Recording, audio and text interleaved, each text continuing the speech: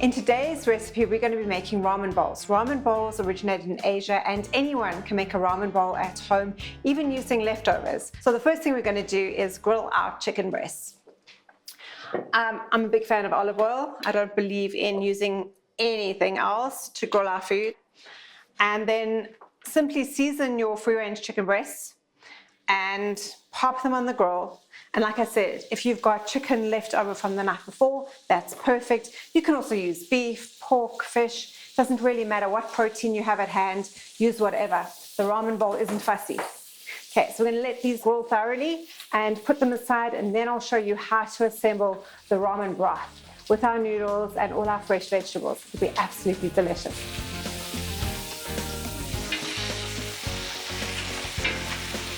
Beautiful.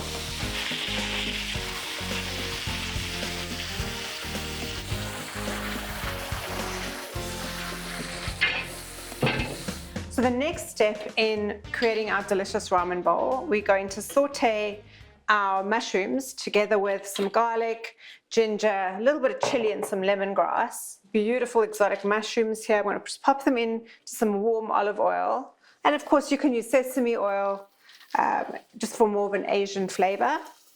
And as many as you like. You don't have to do too many. It's really up to you. And then our ginger, garlic, lemongrass combination. And to that, I'm also going to add our pak choy. Pak choy is a traditional Asian vegetable. We just want to wilt it slightly in our oil, just to get the fragrances going. It smells absolutely divine. All right, to that, I'm going to add, what I've got in here is beef bone broth. Now, we all know the benefits of bone broth. Really good for your gut health. And bone broth is really just a stock. So to the bone broth, I've added some miso paste.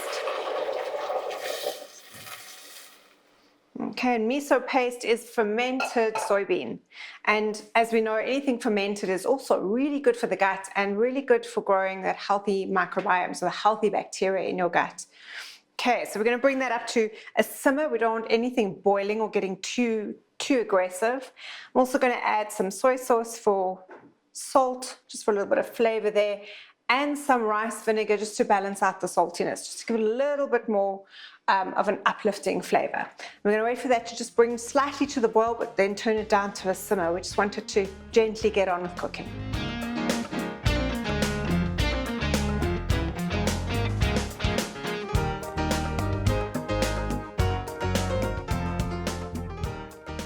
It's smelling absolutely divine. So what we're going to do next is add our chicken that we have already grilled, and then we're going to pop in the noodles. Now, for the noodles, you can use almost anything. Everything from 3-minute noodles all the way through to your cauliflower noodles, depending on your health preferences or your personal taste preferences. Ramen bowls are not fussy. So ramen is a broth. And as I said earlier, it's originated in Asia, so it's an Asian dish. And really, you can do your own variations when it comes to ramen. So what I've got here is Japanese udon noodles. And these are divine in a broth. So they come out really nice and satisfying.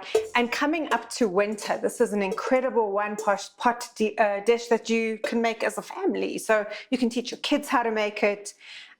You can bring in your leftovers, nothing goes to waste. We're going to let that boil up a little bit. I'm also going to add some sugar snap peas just for a little bit of sweetness and crunch, just to make it a little more varied and interesting. So it's not your average soup. This is a meal in a pot, which is really cool. I'm going to leave that to boil, and as soon as it's just reached a boil, we're going to turn it down to a simmer and then dish up.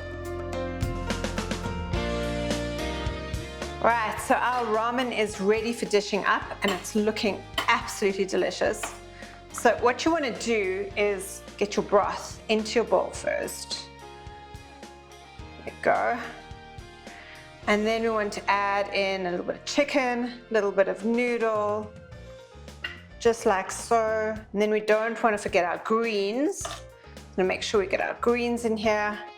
It's a great way of getting your kids to eat greens. So ramen is traditionally served with a soft-boiled egg, which adds to our protein. To us Westerners, it seems very strange to put an egg into soup, but you've got to try it. It's absolutely delicious. I love to garnish the ramen with a little bit of crunch. So I've got some cracked cashew nuts here. You can obviously add peanut, and then some chive, just for a little bit of flavor.